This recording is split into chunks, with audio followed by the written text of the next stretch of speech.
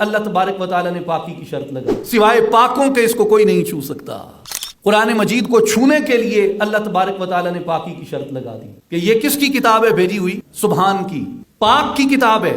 اور کتاب خود کیا ہے؟ خود بھی عیبوں سے پاک ہے، نقائص سے پاک ہے۔ اور کہاں نازل کی؟ جس کا مبارک دہن، جس کی مبارک زبان، جس کا مبارک قلب، جس کا مبارک سینہ ہم نے ہر عیب اور ہر نقص سے پاک کر دیا۔ تو بھیجنے والا بھی پاک ہے، کتاب بھی پاک ہے، لانے والا جبریل بھی پاک ہے، اور جس پر نازل ہوئی، جس کے سینے پہ اتری، وہ سینہ بھی پاک۔ الم نشرح لک صدرک، جس زبان سے یہ قرآن ادا ہوا اس زبان کو بھی اس نے پاک کر دیا۔ وما ینطق عن الہوی ان هو الا وحی یوحی، تو جس سینے پہ اتری وہ سینہ بھی پاک ہے، جس زبان نے کہا یہ اللہ کا کلام ہے وہ زبان بھی پاک ہے۔ فرمایا اس لیے جب اس کو اتنی پاکیوں سے نسبت ہے، جب یہ اتنی پاکیوں سے مالا مال ہے، تو اس لیے تم بھی یاد رکھو لا یمسہ الا المطہرون، سوائے پاکوں کے اس کو کوئی نہیں چھو سکتا۔ اس کتاب کو چھونے لگو، اس کتاب کو اٹھانے لگو، اس کتاب کو پکڑنے لگو تو اپنے آپ کو پاک کر لیا کرو،